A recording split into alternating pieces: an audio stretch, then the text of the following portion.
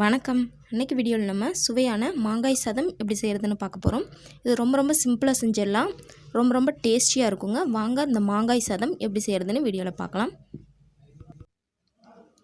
இந்த mango rice செய்கிறதுக்கு நான் அந்த மாதிரி ஒரு பெரிய சைஸ் நல்ல புளிப்பான மாங்காய் எடுத்திருக்கேன். இந்த மாங்காய் சாதம் செய்கிறதுக்கு மாங்காயை துருவி எடுத்துக்கணுங்க. ரொம்ப சின்னது இல்லாமல் ரொம்ப பெருசு இல்லாமல் இந்த மாதிரி மீடியமாக ஹோல் இருக்க மாதிரியானதில் நம்ம துருவி எடுத்துக்கலாம்.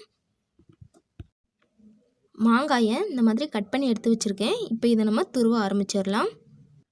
நீங்கள் எந்த அளவுக்கு சாதம் கிளற போகிறீங்களோ அந்த அளவுக்கு மட்டும் தேவையான அளவு மாங்காயை துருவி எடுத்துக்கலாம்.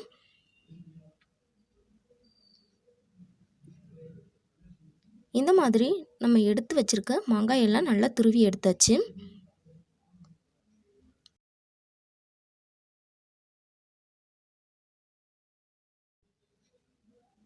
பாருங்கள், மாங்காய் சூப்பராக துருவி எடுத்தாச்சு.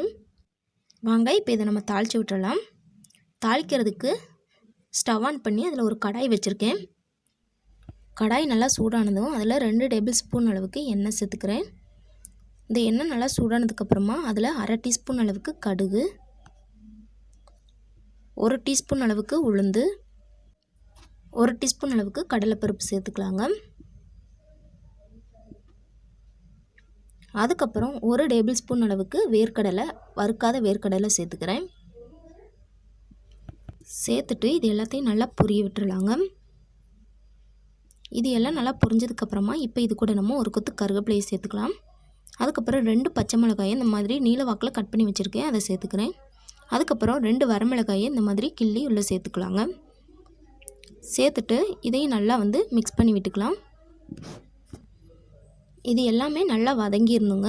பாருங்கள், இந்த அளவு நல்லா வதங்கினதுக்கப்புறமா இப்போ இது கூட 1/4 டீஸ்பூன் அளவுக்கு மஞ்சள் தூள் சேர்த்துக்கிறோங்க. அதுக்கப்புறம் ஒரு 1/4 டீஸ்பூன் அளவுக்கு பெருங்காயத்தூள் சேர்த்துக்கலாம். நம்ம சேர்த்த எந்த பொருளும் கருகிடக்கூடாது. அதனால் லோ ஃப்ளேமில் வச்சுட்டு இதை நல்லா மிக்ஸ் பண்ணி விட்டுக்குங்க. இந்த அளவு நல்லா மிக்ஸ் பண்ணி விட்டதுக்கப்புறமா இப்போ இது கூட நம்ம துருவி வச்சுருக்க மாங்காயை சேர்த்துக்கலாங்க.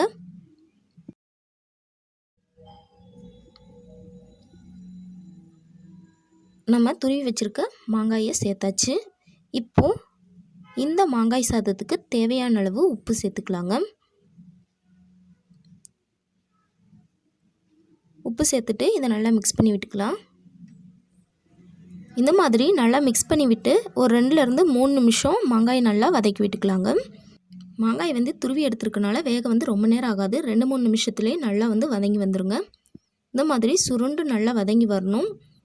இந்த அளவு நல்லா வதங்கினதுக்கப்புறமா இப்போ இது கூட நம்ம வேக வச்சு எடுத்து வச்சுருக்க சாதத்தை சேர்த்துக்கலாங்க. நல்லா உதிரியாக சாதத்தை வடித்து எடுத்துக்கோங்க. இப்போ அந்த சாதத்தை சேர்த்துட்டு இதை நல்லா மிக்ஸ் பண்ணி விட்டுக்கலாம். எல்லா சாதத்தையும் நல்லா கலந்து விட்டுக்கோங்க.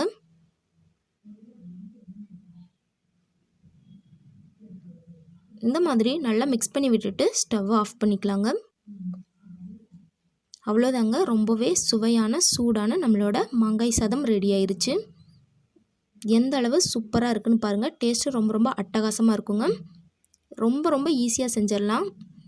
கண்டிப்பாக நீங்களும் உங்கள் வீட்டில் இந்த மாங்காய் சாதத்தை ட்ரை பண்ணி பாருங்கள். ட்ரை பண்ணி பார்த்துட்டு எப்படி வந்துச்சு அப்படிங்கிறத மறக்காமல் கீழே கமெண்டில் சொல்லுங்கள். இந்த வீடியோ உங்களுக்கு பிடிச்சிருந்துச்சி அப்படின்னா லைக் பண்ணுங்கள், ஷேர் பண்ணுங்கள். மறக்காமல் நம்ம சேனலை சப்ஸ்கிரைப் பண்ணிக்கோங்க. தேங்க்ஸ் ஃபார் வாட்சிங்.